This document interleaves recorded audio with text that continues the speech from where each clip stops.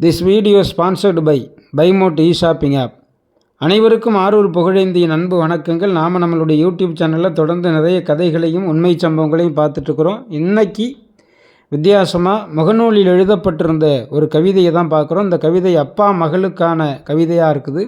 மகளுக்காக அப்பா எழுதியதை போன்ற அமைப்பில் இந்த கவிதை எழுதப்பட்டிருக்குது. அந்த கவிதை இப்படி தான் தொடங்குது. வாழை தோட்டத்திற்குள் வந்து முளைத்த காட்டு மரம் நான்.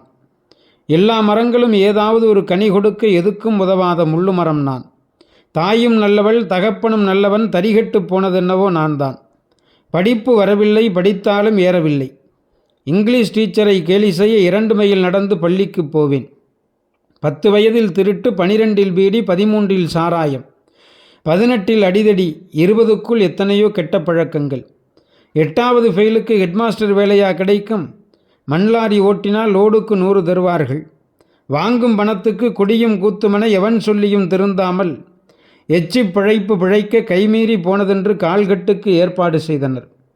மூக்குமுட்டை எனக்கு சோறு போட 3 பவுனுடன் விவரம் தெரியாத ஒருத்தி விளக்கேற்ற வீடு வந்தாள். அவளை மிரட்டி எடுத்தேனே தவிர, தின்னு கொழுத்தேனே தவிர மருந்துக்கும் நான் திருந்தவில்லை. 3 பவுன் போட முட்டா பயலானான். இன்னும் 5 வேண்டுமென்று இடுப்பில் மிதித்து அனுப்பி வைக்க ஏதேதோ கெஞ்சி 2 பவுன் போட்டு திருப்பி அனுப்பினான் மாமன்காரன். வயத்தில் வாரிசு வந்தாச்சுன்னு வந்து நின்னான். இருக்கும் சனியன் போதாதென்று இன்னொரு சனியனா? மசக்கை என்று சொல்லி மணிக்கொரு முறை வாந்தி. வயிற்றை காரணம் காட்டி வாய்க்கு ருசியாய் சமைப்பதில்லை. சாராயத்தின் வீரியத்தால் சண்டையிட்டு வெளியே அனுப்ப தெருவில் பார்த்தவரெல்லாம் சாபமிட்டு போவார்கள். கடைசி 3 மாதம் அப்பன் வீட்டுக்கு அவள் போக கொஞ்ச நாள் கழித்து வயிற்றில் வலி வந்துருச்சுன்னு தர்மாஸ்பத்திரியில் சேர்த்துள்ளதாக தகவல் சொல்லி அனுப்ப 2 நாள் கழித்து கடமைக்கு எட்டி பார்த்தேன். கருகருவன எந்நிறத்தில் பொம்பளை புள்ள. எவன் கேட்டான் இந்த சனியனை? கள்ளிப்பால் கொடுப்பாயோ, கழுத்தை திருப்புவாயோ? ஒத்தையாக வருவதனால் 1 வாரத்தில் வந்துவிடு எவன் என்று சொல்லி திரும்பினேன். 6 மாதமாகியும் அவள் வரவில்லை. அரசாங்க மானியம் 5000 கிடைக்குமென்று கையெழுத்துக்காக பார்க்க போனேன். கூலி வேலைக்கு போனவளை கூட்டி வரவேண்டி பக்கத்து விட்டு பாப்பா ஓடிச் செல்ல ஆடி நின்ற ஊஞ்சலில் அழுகுரல் கேட்டது. சகிக்க முடியாமல் எழுந்து தூக்கினேன். அதே அந்த பெண் குழந்தை. அடையாளம் தெரியவில்லை, ஆனால் அதே கருப்பு. கள்ளிப்பாலில் தப்பித்து வந்து என் கைகளில் சிக்கி கொண்டது. வந்த கோபத்திற்கு வீசி எறியவே தோன்றியது. தூக்கிய நொடி முதல் சிரித்து கொண்டே இருந்தது. என்னைப் போலவே கண்களில் மச்சம், என்னைப் போலவே சப்பை மூக்கு, என்னைப் போலவே ஆணாக பிறந்திருந்தால் இந்நேரம் இங்கிருக்க வேண்டியதில்லை. பல்லில்லா வாயில் பெருவிரலை தின்கிறது. கண்களை மட்டும் ஏனோ சிமிட்டாமல் பார்க்கிறது. ஒரு கணம் விரல் எடுத்தால் உதைத்து கொண்டு அழுகிறது. எட்டி விரல் பிடித்து தொண்டை வரை வைக்கிறது. தூரத்தில் அவள் வருவது கண்டு தூரமாய் வைத்து விட்டேன். கையெழுத்து வாங்கி கொண்டு கடைசி பஸ்ஸுக்கு திரும்பி போக முன் சீட்டில் இருந்த குழந்தை மூக்கை எட்டி பிடிக்க நெருங்கியும் விலகியும் நெடுநேரம் விளையாடி கொண்டிருந்தது. ஏனோ அன்றிரவு தூக்கம் நெருங்கவில்லை. கனவு கூட கருப்பாயிருந்தது. வெளிச்சம் வரும் வரை காத்திருந்தேன். போட்ட கையெழுத்து பொருந்தவில்லை என்ற பொய்த்தனத்தோடு இன்னொரு கையெழுத்துக்கு மீண்டும் சென்றேன். அதே கருப்பு, அதே சிரிப்பு, கண்களில் மச்சம், சப்பை மூக்கு, பல்லில்லா வாயில் பெருவிரல் தீனி. ஒன்று மட்டும் புதிதாய் எனக்கும் கூட சிரிக்க வருகிறது. கடைசி பஸ். ஆனால் பேருந்தில் எந்த குழந்தையும் இல்லை. வீடு நோக்கி நடந்தேன். விடிந்தும் முடியாததுமாய் காய்ச்சல் என்று சொல்லி ஊருக்கு வரச் சொன்னேன். பல்கூட விளக்காமல் பஸ் ஸ்டாண்டுக்கு சென்று விட்டேன். பஸ் வந்ததும் லக்கேஜை காரணம் காட்டி குழந்தையை கொடு என்றேன்.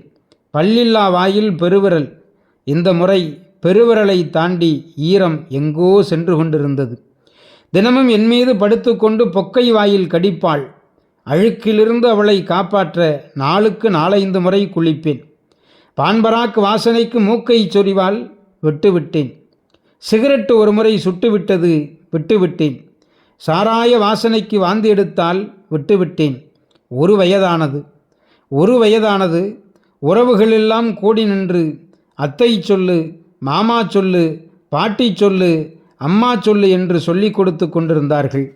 எனக்கும் ஆசையாக இருந்தது அப்பா சொல்லு என்று சொல்ல. ஆனால் சொல்ல முடியவில்லை. ஏதோ என்னை தடுத்தது. ஆனால் அவளை எதுவும் தடுக்கவில்லை. அவள் சொன்ன முதல் வார்த்தையே அப்பாதான்.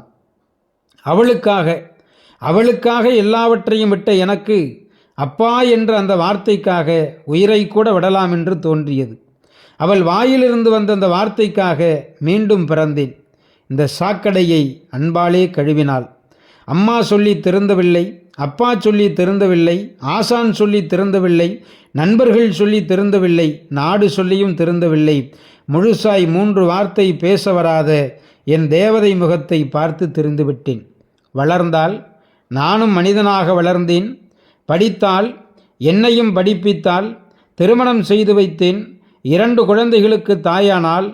2 குழந்தைகளுக்கு தாயானால் நானும் தாத்தாவாகிவிட்டேன். எனக்கும் மரணப்படுக்கை வந்தது. உயிர் பிரிய தவிக்கும் வேளை என்னை மனிதனாக்க எனக்கே மகளாய் பிறந்த அந்த தாய்க்காக காத்திருக்கிறது இந்த கடைசி மூச்சு. ஊரே ஒன்று கூடி உயிர் தண்ணீர் விட்டு கொண்டிருக்கிறார்கள். எனக்கு தெரியாதா என்ன? யாருடைய பார்வைக்கப்புறம் பறக்கும் இந்த உயிர் என்று வானத்தை பார்த்து காத்திருக்கிறேன். வாசலில் ஏதோ சலசலப்பு. நிச்சயம் என் மகளாகத்தான் இருக்கும்.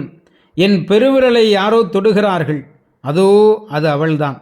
மெல்ல சாய்ந்து என் முகத்தை பார்க்கிறாள். என்னைப் போலவே கண்களில் மச்சம், சப்பை மூக்கு, கருப்பு நிறம், நரைத்த தலைமுடி, தளர்ந்த கண்கள்.